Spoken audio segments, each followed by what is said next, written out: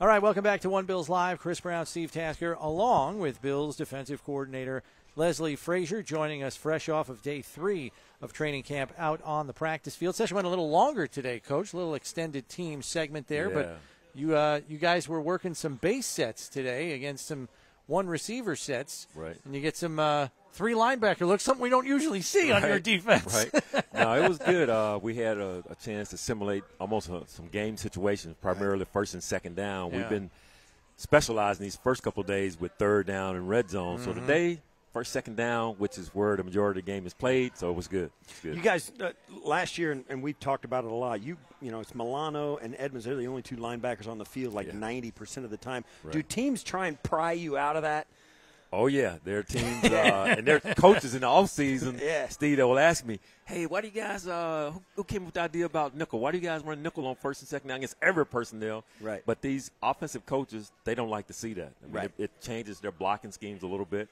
And we're fortunate, as you know, to have a guy like we do at nickel in Taryn who is superb. So he's got some grit. He's unique. He's unique. So, yeah, it's different for teams to see us in nickel and against almost every personnel group. Right. So our listeners from the jump are like, how's Kaiir looking? How's Kaiir looking? Like they want to know. And, you know, we've seen this before. We saw the same thing a few years ago with Trey. Yeah. Everybody want to know how Trey's doing, Kaiir, as you know, you and some of your fellow coaches have said, knows press man like the back of his hand. It's the playing off that is going to require a little bit of a learning curve. I realize it's only 3 days, and he's going against all pros like Stephon Diggs in practice. Yeah. But how do you see the learning curve going so far?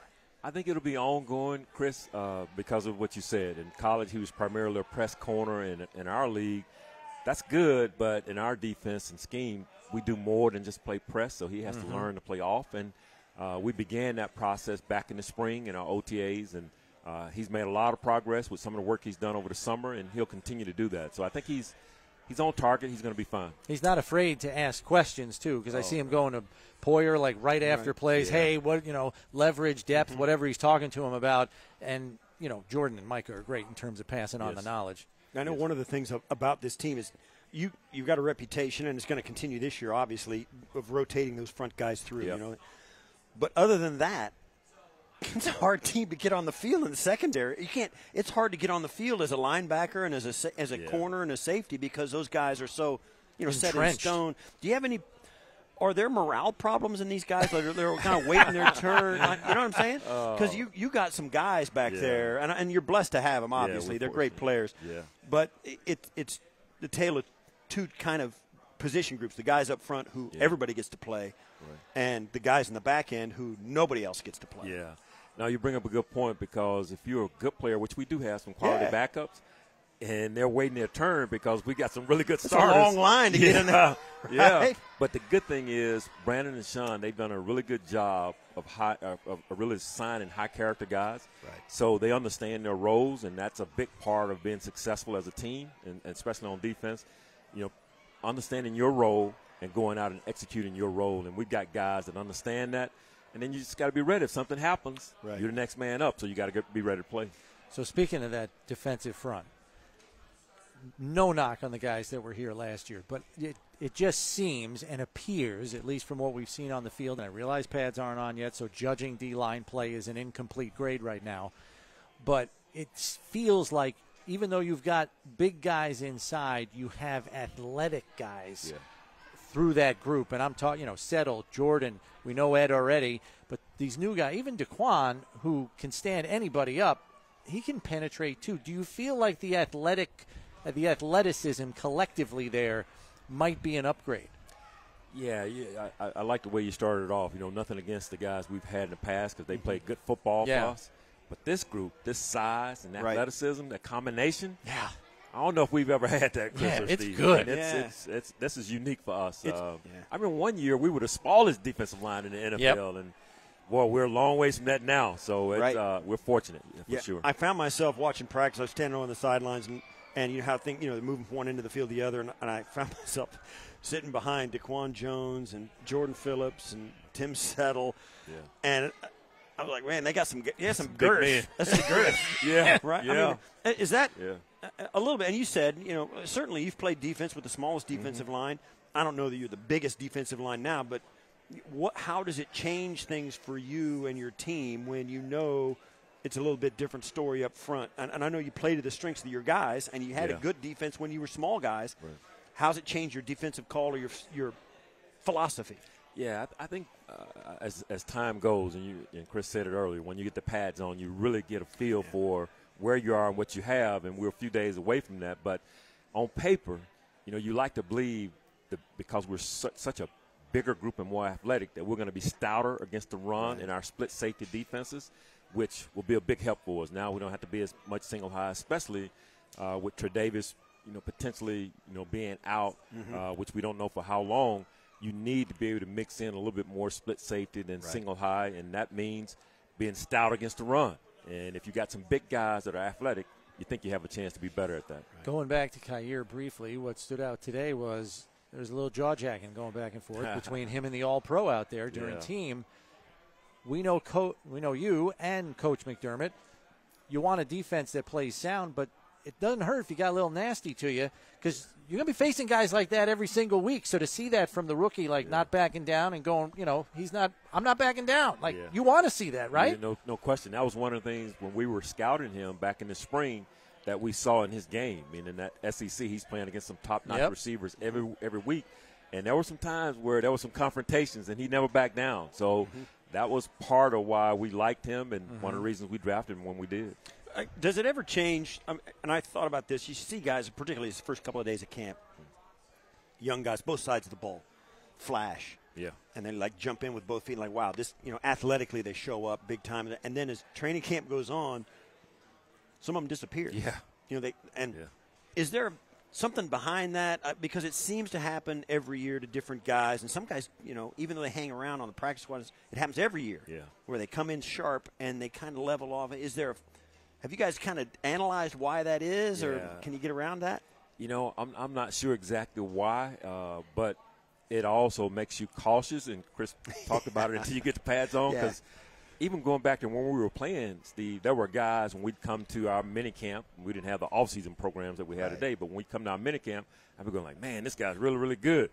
And we put the pads on, that guy would disappear. And you go oh, man. Yeah. So I've learned over the years, until you get the pads on, don't get too high about a guy. It just the pads change a lot of things. I was telling somebody today, I was an all-world 7-on-7 player. I was elite. Yeah. I was elite. Yeah. We talked to Coach this morning about Ken and Matt Smiley getting up to speed as new coordinators here, and the fact that you don't really know until that play clock's counting down, and you got to make a call. Yeah. Now, I did ask Coach, can you just explain the opportunities that exist in practice? And he talked about your call-it segments, where you guys as coordinators get to call it in real time to be as game-like as possible. What is the interplay, though, between you and maybe Ken? Are there conversations before practice where he might say, hey, I want to work on this? Do you have any, I got to believe he wants to bounce stuff off of you as a defensive mind in terms of things that he wants to call in those call-it segments. Yeah, no doubt. And then there are situations like that, and we had some of those back in OTAs in the spring where there are certain things he would like to see from us, and we'd oblige because it obviously helps us if we can help them, and vice versa. There are times I'm going to ask him, for example, hey, Kenny, we really need to see maybe more empty today. Can you give us a little bit more empty formations and so we can work on a few things? So, there's some dialogue like that between the two of us to help both units. Now, with those call-it segments, does the offense get to kind of dictate, or might Sean allow you to kind of take the lead sometimes and put your stuff out there before and force Ken? Because it's usually the other way around. You're always reacting. I'm wondering if this is one of the few times where you get to dictate a little bit. That doesn't happen very often. We're still in a reaction mode. Yeah. Yeah, you're in the reaction mode when they spot the ball and it's in your own end zone. Right. The series starts in the end zone. Exactly, right. It starts in the end zone. Yeah. You rarely see field position that poor. But right. Yeah, and do you ever get to the point where you think at this point at camp, and I want to know how it is at this point in the history of the NFL, where your installs are? Do you do all of that? Where are you at with how much of the playbook is in? How much of it is it all in? And now you're honing it and finding out when you can use it and where. Or just give the listeners an idea of where we're at this point in history, at this point of the season for an NFL team. Mm-hmm. How does all that install and the timeline of getting it all in? Yeah, we're one of those teams where we really put a lot into the off-season program, Steve. Right. We preach to our guys that those OTAs, that phase 1, phase 2, that's where we lay our foundation for the season. So if we lay a good foundation, when things happen during the season, which they are, it's going to be some adversity. Right. If we've laid a good foundation, we'll be able to get through some of that adversity we'll face in the season. So once we get to training camp, we're really repeating some of the things we've done in OTAs. We've done our installation in OTAs. We've pretty much gotten everything in, with the exception of maybe 1 or 2 things. And then we're repeating that throughout training camp, trying to build the reps up and get the confidence and get our guys to play fast. And I think that's one of the reasons traditionally we've been able to get off to a good start in September because of the fact we've taken phase 1, phase 2, phase 3 of the offseason serious.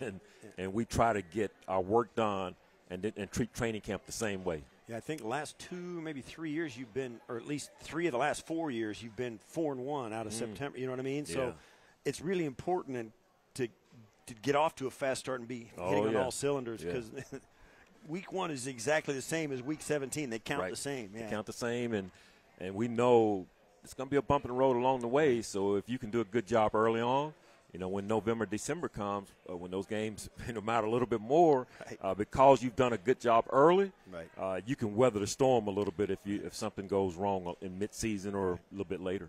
The other rookie that a lot of our fans are asking us about is Terrel Bernard, and you got a much more trained eye than I do, but it just seems, at least in the early going here, he sees it quickly.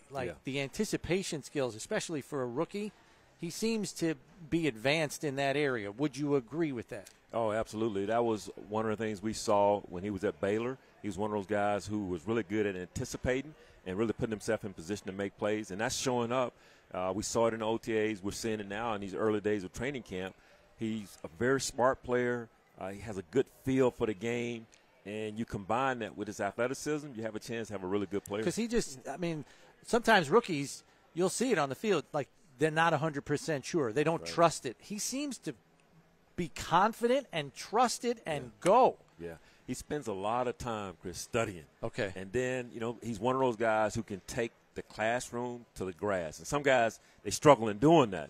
But once he learns it and he goes on the field, he's pretty confident about what he knows. And then when he sees something, he reacts to it like right now. It's interesting, too, because you get this guy in there and he's playing the same position as Tremaine. Yeah. They couldn't be more different.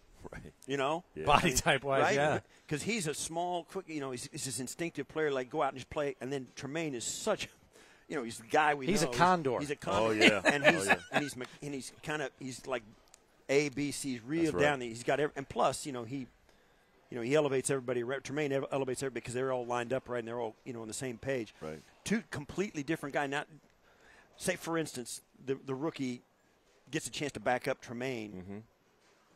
Is that cool? Because you got 2 different guys that play a different kind of football, play in the same position. One backs up the other. Yeah. What happens when something does happen and all of a sudden either one or the other has got to play? Yeah. I think it's just a plus for Terrell to have a chance to watch Tremaine, see how he handles the meetings, take a look at the way he handles the walkthroughs.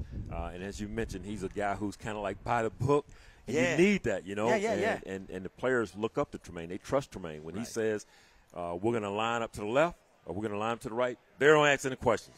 They know Tremaine knows what he's talking about and he's going to get them lined up. Well, for a young guy coming in to see that and see the respect that Tremaine has, who better to learn from? So if something were to happen to Tremaine, which we hope, he plays all 17 games, no injuries this season. All 22 games. All 22 past the regular season. You because of that, you think a guy like a Balin or Terrell, those guys will be able to step in as they're learning from veterans like Matt along with Tremaine. Coach, it's always good to sit down and chat with you, especially this time of year when we're trying to get a clearer picture as to what's going on. So thanks for helping us out today. Thank you. Look forward to talking to you later on in the season. That's defensive coordinator Leslie Frazier joining us here.